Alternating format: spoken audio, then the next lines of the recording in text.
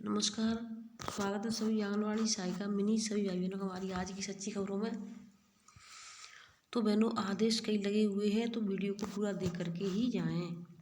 कार्यालय जिला कार्यक्रम अधिकारी 20/2/2024 यानी कल का निकला हुआ आदेश है। समस्त बाल विकास परियोजना प्रभारी जनपद प्रतापगढ़। इसका विषय क्या है इसको देख लेते हैं। मुख्य विकास अधिकारी महोदय द्वारा आंगनवाड़ी केंद्रों पर 3 से 6 वर्ष के बच्चों की उपस्थिति कम है। साथ ही आंगनवाड़ी कार्यकर्ती द्वारा आंगनवाड़ी केंद्र पर उपस्थिति न होने पर रोष व्यक्त किया गया है। तो यानी जो आंगनवाड़ी केंद्र के जो बच्चे हैं उनकी उपस्थिति बहुत कम है और आंगनवाड़ी भी खुद द्वारा आंगनवाड़ी केंद्र पर उपस्थित यानी आंगनवाड़ी खुद भी उपस्थित नहीं होती। इस पर अधिकारियों ने रोष व्यक्त किया। अतः मुख्य विकास अधिकारी महोदय द्वारा निर्गत दिशा निर्देश दिया गया है कि समस्त बाल विकास परियोजना अधिकारी एवं मुख्य सेविकाएं आंगनवाड़ी केंद्रों को समय से खुलने व 3 से 6 वर्ष के बच्चों का आंगनवाड़ी केंद्रों पर 60% उपस्थिति अनिवार्य करने के लिए प्रतिदिन के आधार पर समीक्षा करेंगे और उसकी रिपोर्ट अधो हस्ताक्षरी के माध्यम से मुख्य विकास अधिकारी महोदया को प्रेषित की जाएगी। यानी कि अब आंगनवाड़ी केंद्रों का रोजाना निरीक्षण होना है। तो देखिए, हमने आपको पहले भी बता दिया है कि आपके यानी अभी तक आपके पास सिर्फ एक ही यानी एक बाल विकास परियोजना थी जिसकी जिम्मेदारी थी कि वो आपके केंद्रों का निरीक्षण करे, चेकिंग करे। अब आपके पास पता है आपको RS कर सकता है, यानी शिक्षा विभाग भी है, वो भी आपको चेकिंग कर सकते हैं। ब्लॉक के जो है ब्लॉक प्रमुख या ब्लॉक से जो भी हैं आपको वीडियो जो भी चेक कर सकती हैं। तो आपको समय से रहना है। और देखिए, इसमें साफ साफ कह दिया गया है बच्चों की उपस्थिति 60% से कम नहीं होनी चाहिए, ज़्यादा ही होनी चाहिए। क्योंकि आप समय से नहीं जाती हैं तो समय से बच्चे भी नहीं आते हैं और इसलिए चेकिंग होगी तो आपके लिए बहुत बड़ी दिक्कत हो जाएगी। तो सभी बहनें समय से पहुँचें। जिला कार्यक्रम अधिकारी प्रतापगढ़। अब मैं आपको दूसरे आदेश की तरफ ले चलती हूँ। इसकी प्रतिलिपि है वो निम्नलिखित को सादा सुनाथ प्रेषित है। जिला अधिकारी महोदया प्रतापगढ़, मुख्य विकास अधिकारी महोदया प्रतापगढ़। तो यानी विकास अधिकारियों को भी मैंने आपको पहले ही कहा है कि विकास अधिकारियों को भी इसका आदेश है, तो वो भी जाकर के चेक कर सकते हैं। तो अब मैं ले चलती हूँ आपको दूसरी खबरों की तरफ। और देखिए, कई जगह पर बारिश बहुत हुई है। तो क्या आप किस ज़िले से देख रहे हैं कि आपके यहाँ पर बारिश हुई या नहीं हुई है, तो हमें इस कमेंट बॉक्स में कमेंट अवश्य। तो ये देखिए, हमारी जो आंगनवाड़ी बहनें हैं उन्होंने अपनी कल यानी बहुत बड़ी मीटिंग रखी है जहाँ में यहाँ पर सभी आंगनवाड़ी बहनें उपस्थित हुई हैं। उन्होंने कौन कौन सी मांगें रखी हैं, किस लिए ये अपनी मीटिंग रखी है, तो इसको भी हम आपको बता देते हैं। सबसे पहले हम आपको ले चलते हैं आदेशों की तरफ। देखिए, निदेशालय से आदेश निकला है 20 फरवरी यानी कल को ही निदेशालय से भी आदेश निकला है 20 फरवरी को। निदेशालय बाल विकास सेवा एवं पोस्ट उत्तर प्रदेश लखनऊ समस्त जिला कार्यक्रम अधिकारी उत्तर प्रदेश यानी समस्त जिलों के लिए निकला है। इसमें क्या है, विभागीय वेबसाइट, जो विभाग की वेबसाइट है बाल विकास पोस्टाल गवर्नमेंट यानी बाल विकास पोस्टाल इसमें नहीं डलती है। इसमें बाल विकास UP.gov.in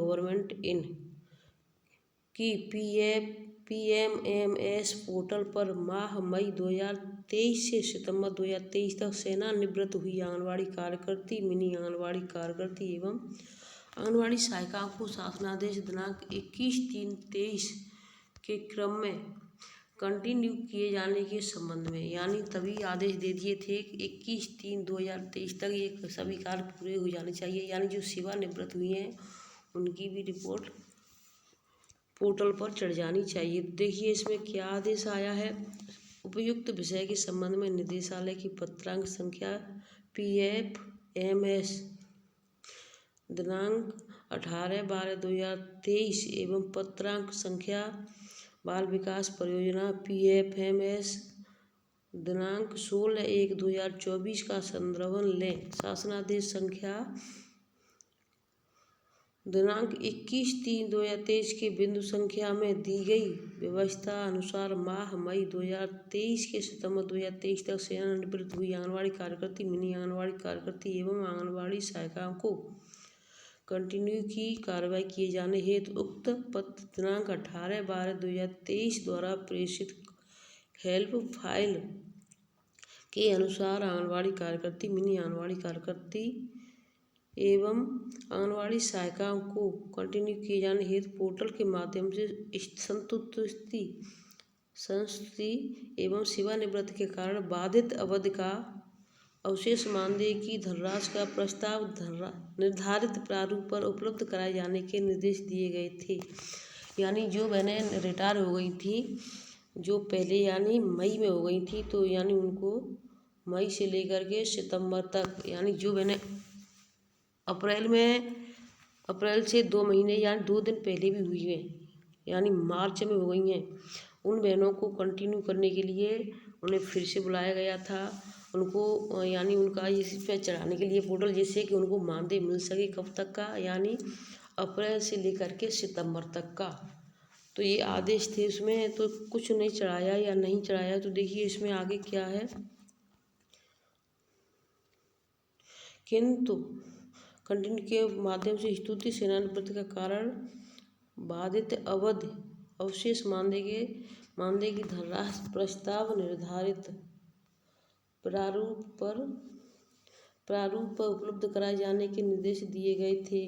किंतु कतिपय जनपद द्वारा पोर्टल पर आंगनबाड़ी कार्यकर्ती सहायिकाओं का कंटिन्यू किए जाने की संतुष्टि की गई है, जिसके सापेक्ष पूर्व में दिए गए दिशा निर्देशों के अनुरूप जनपदों की संतुष्टि में क्रम में कार्यकर्ती सहायिकाओं को कंटिन्यू किया गया है तथा अपूर्ण संतुष्टि को रिजेक्ट किया गया है। यानी जिनको संतुष्टि कई जगह पर सही किया है, कई जगह पर नहीं है, तो उनको रिजेक्ट कर दिया गया है, रिजेक्ट किया गया है। परंतु अधिकांश जनपदों द्वारा शासनादेश दिनांक 21/3/23 से आच्छादित आंगनबाड़ी कार्यकर्ती, आंगनबाड़ी सहायिकाओं को कंटिन्यू किए जाने हेतु पोर्टल के माध्यम से आवश्यक कार्रवाई नहीं की जा रही है। यानी इनको करना था लेकिन कार्रवाई नहीं की जा रही है ऑनलाइन, जिसके अभाव में मानदेय दिया जाना संभव नहीं हो पा रहा है।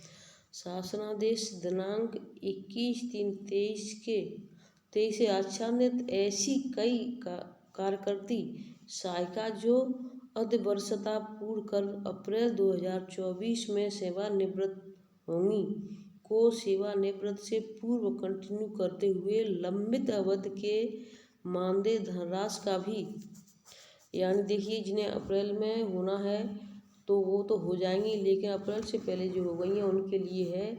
तो देखिए यानी जो अधिकारी हैं वो अपना कार्य समय से नहीं करते हैं, जिससे हमारी बहनों का मानदेय, यानी जो सेवानिवृत्त हो चुकी थी वो कंटिन्यू कर दी गई थी, तो उनको वो मानदेय मिलना था, वो मानदेय नहीं मिल पा रहा है।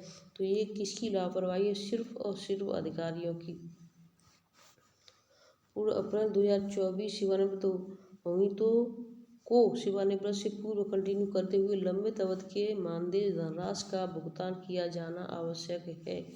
यानी जो 2024 में रिटायर होंगी उनको यानी पूरा मानदेय लंबित अवधि के लिए मानदेय धनराशि का भुगतान किया जाना आवश्यक है। यानी अब वो 2023 यानी मार्च में हुई थी तो उनको उसमें तो होना नहीं है, अब वो मार्च की वजह अब इस पूरी साल काम करेंगी और ये अब यानी मार्च यानी जो अप्रैल में रिटायर हुई हैं उन्हें मार्च में हुई हैं, उन्हें मार्च में न होना था, या तो वो मार्च में हो गई हैं तो उनका सही था। यानी जो अप्रैल में हुई है उन्हें अप्रैल में नहीं करना है, उन्हें सिर्फ करना है इस मार्च में।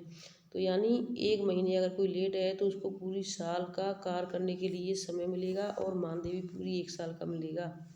अतः आपको निर्देशित किया जाता है कि शासनादेश दिनांक 21/3/2023 में निहित व्यवस्था निर्देशालय पत्र संख्या बाल विकास परियोजना PFMS 18/12/2023 दिए गए निर्देश दिए गए निर्देशों का कड़ाई से अनुपालन कराते हुए शेष आंगनबाड़ी कार्यकर्ती सहायिका जिनका कंटिन्यू किया जाना है को पोर्टल के माध्यम से अपनी संतुष्टि 3 कार्य दिवस में प्रेषित करते हुए संबंधित के लंबित मानदेय धनराशि का निर्धारित प्रारूप पर प्रस्ताव निदेशालय को उपलब्ध कराना सुनिश्चित करें, जिससे संबंधित कार्यकर्ती सहायिकाओं को माह फरवरी 2024 से नियमित मानदेय साथ लंबित मानदेय का भी भुगतान किया जा सके।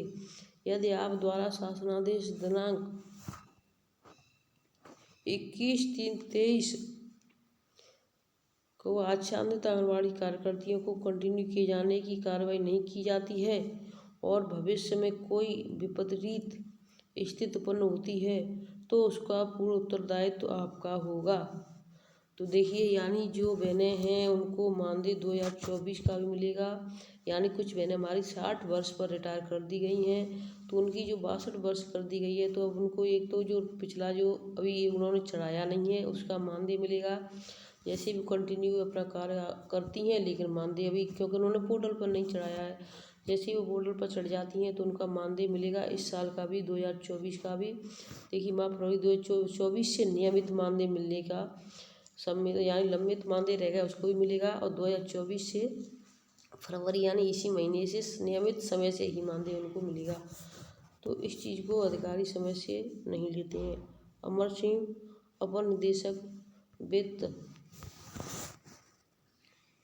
तो देखिए इस तरीके से आदेश निकले हुए हैं। देखिए इस तरीके के ओले पड़े हुए हैं। ये कहाँ पर गिरे हैं, यानी फतेहपुर ज़िले में इस तरीके के ओले गिरे हुए हैं। तो देखिए फतेहपुर है, फतेहपुर में इस तरीके के ओले गिरे हैं। आपको अंदाज़ा लगा सकते हैं कितने कितने बड़े ओले हैं ये। और फतेहपुर जनपद के किसानों पर टूट पड़ा कुदरत का कहर। भयंकर आंधी तूफान व हल्की बारिश के साथ पड़े ओले। स्थानीय लोगों की माने तो लगभग 100 ग्राम वजन तक के पड़े ओले। फतेहपुर जनपद के खाका तहसील क्षेत्र में पड़े ओलों से बड़े पैमाने पर किसानों की फसल बर्बाद होने का अनुमान लगाया जा रहा है।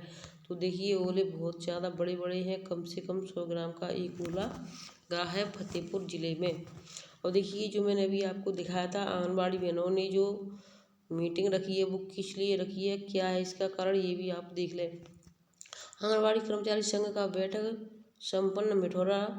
आज महाराजगंज मंगलवार को आंगनबाड़ी कर्मचारी एवं सहायिका एसोसिएशन के संघ द्वारा मिठौरा ब्लॉक प्रांगण हॉल में किया संरक्षक सत्येंद्र पटेल की अध्यक्षता में एक आवश्यक बैठक बुलाई गई, जिसमें सभी आंगनबाड़ी कार्यकर्ता एवं सहायिका उपस्थित रहीं। ब्लॉक अध्यक्ष सीता गुप्ता ने कहा कि आप सभी बहनें ईमानदारी से अपना काम करें और संगठन को मजबूत बनाने का प्रयास करें।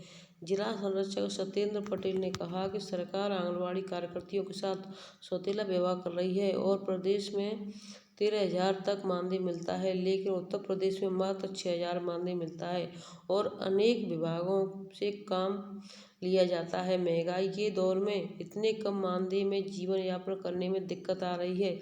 केंद्र सरकार से बजट से बहुत उम्मीद थी कि सरकार आंगनबाड़ी कार्यकर्तियों का मानदेय बढ़ाएगी, लेकिन सरकार बजट में कुछ न दिया। इसका जवाब 2024 के लोकसभा चुनाव में जवाब दिया जाएगा। आप लोग संगठन को मजबूत बनाएं। बैठक में इस अवसर पर बिंदु, निर्मला, उर्मिला, संगीता, रीना पटेल, अमरावती, शीला, उमा, सुषमा, रीता आदि सभी भारी संख्या में मौजूद उपस्थित रहीं।